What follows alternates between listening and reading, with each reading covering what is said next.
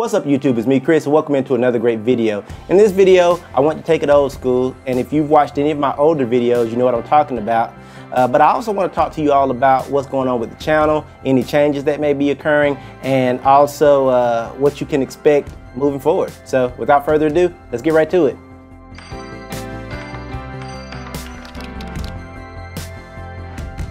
The first thing I want to talk to you about is what's going on with the channel. Right now, the channel is in a state of flux. Not necessarily suffering an identity crisis, but we definitely are going a different route than what I had initially planned for the channel. When I first started this channel, I just wanted it to be just kind of me and my escapades with a couple friends having a good time, and I really wasn't taking it serious. And over the years, I've grown to really appreciate good content, even on the web in this particular manner. And I've since kind of migrated away from being silly and just making random content, kind of showing off what I can do with controls and things of that nature, and moving more towards a consumer-based help channel.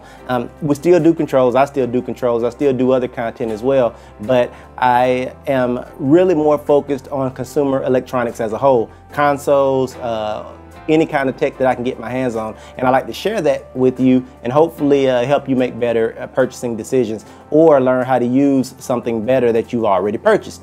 So that's kind of the way the channel is going to go moving forward. The other big thing is that for the last year, I've been working a brand new career path. I moved away from my job that I've been very comfortable in and started doing something new. I started actually teaching, and I really enjoy that, but it has been quite difficult for me to adjust because I was used to one thing and now I'm doing something else. That has kind of hurt my content production. And I was talking to my wife the other night and I was like, I just got to get back to making videos. And it's one of those things that it's really funny. I record everything that I do with the intent to put it out.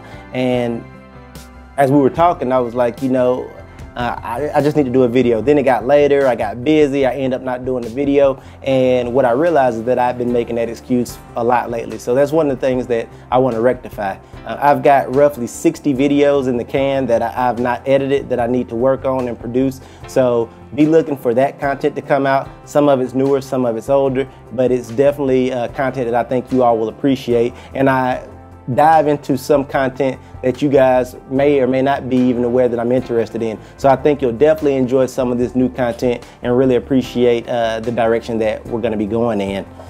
Other than that, I just wanted to touch base with you about other efforts that I'm working on. I've been on Twitter for a while, and I've been on Facebook for a while privately with family and friends. And I did have a Facebook page way back when I first started that I stopped servicing a long time ago. But I've since started a new channel, a new page, fan page on Facebook.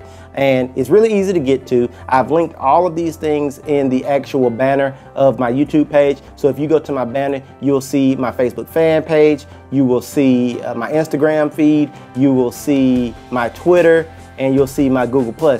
All of those things are ways to kind of follow what I'm doing and kind of see what's going on with me, not only in my life, if you're interested, but also what's going on with me and what kind of things that I'm interested in on a day-to-day basis. Couldn't do this video without talking about tech a little bit, so bear with me. The first thing I want to talk about is E3. Happened about a week ago, and just want to give you my thoughts on it really quickly. E3 for me this year was kind of meh. I didn't think it was bad, I didn't think it was good. I was just kind of indifferent. There was nothing really surprising that came about, and there was nothing shocking, in my opinion, that just made me say, oh my God. The highlights for me from E3 were the Elite controller from Xbox and the full backwards compatibility from Xbox. Thought both of those were really, oh my God, kind of things that I thought were really neat. I will say that it's interesting that Microsoft has gone to this full backwards compatibility and at this particular time, because it's kind of a catch-22. On the one hand, you're going to attract a lot of gamers that have not switched over from the Xbox 360 to the Xbox One because they can bring their whole catalog with them. But on the other hand, you alienate a lot of people who did switch over from day one. You kind of piss them off, frankly, because they spend all this monies and got rid of and probably unloaded a lot of content in order to get the new console, not realizing that it was going to have future backwards compatibility. And I think that Microsoft should have probably come out in the beginning and stated that they are working on in the future full backwards compatibility for the Xbox One. and that would have at least made it honest. I think now that it was frankly about the money, but hey, isn't everything? And I think that they kind of they had to have been working on this, or at least it was a thought on the board somewhere. And I think that a lot of people now have gotten rid of games that they may not ever be able to get back, and have fragmented their collection of games from last gen that they won't be able to get back. And I think that's unfortunate. The other thing that I want to talk about is the Elite controller. And I think that's great, especially for you all that have followed me a long time. You know I love to mod controllers. I've modded both Xbox and PlayStation controllers. And I think that the Elite controller from Xbox is awesome. It's Microsoft throwing the gauntlet out saying, okay, Scuff, everybody out there, make a better controller than we can make on an OEM basis. It'll be interesting to see how Scuff and some of these other folks respond. I like it because it now raises the bar for the entry level into control modding. Imagine modding an Elite controller compared to a regular PlayStation controller or a regular Xbox controller. I think that it's going to be very interesting to see what people dream up and what people can do with this that's not already been done by Microsoft. And I think that it's really going to push controller modding forward. Because for a while now, there's only so much you could do. You could add a rapid fire mod, you could add lights, you could add paddles in the back or buttons. Now you've got all these different customizable sections that you can play with, along with swapping all the other parts and pieces. It's gonna be really interesting to see how that shakes out. And hopefully Sony will follow suit and come up with a custom controller of their own.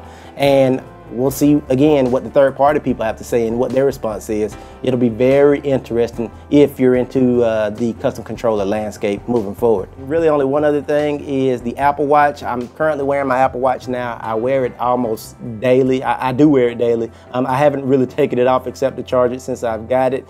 I do like it a lot. I just want to give you my opinion because I didn't want to do a review because there were so many out there already in the wild, and I wanted to do something different for you. So real quick, I'll tell you my thoughts on it. Would I recommend it? Yes. Should you buy it? It depends. Is it great? It depends. And what I mean by that is that you have to understand what your expectation level should be. I've always worn a watch since I was a kid, and it's just something that I do. I wake up in the morning, you know, once I shower and get dressed, the first thing I do is reach for a wristwatch of some kind. Have for years. So I've always liked to wear a wristwatch, and this is no different, except now I can get a lot more information from said wristwatch. And when I say a lot more, marginally more, I can check different things on the go, and it's very nice. Do I think the Apple Watch is overpriced? Absolutely. By about $200 in each tier. I've got the Sport, and I think it should have been in the $200 to $300 range, not the $400 to $500 range. Just my opinion. You guys can let me know what you think in the comment section, but I think that's a tad bit high, especially for features. But you also have to look at what things cost these days, and it's tough for me or anybody else to tell you individually what value is, because different value levels are out there for different people. I don't mind spending $10,000 on a camera. Some of you would say that's crazy. I don't mind spending $500 on a watch. Some of you would say that's crazy. And sometimes the quality is not there. In this particular case, I think the quality is definitely there, but I just think the price point is a little out there, going anywhere from $400 to $20,000 roughly. Is insane to me, but I was blessed to be able to get one. I'm happy that I made the investment, and again, it is what it is. You know, I justified the purchase. I'm happy with it. My wife's happy with it, and you know, we're gonna move on from there.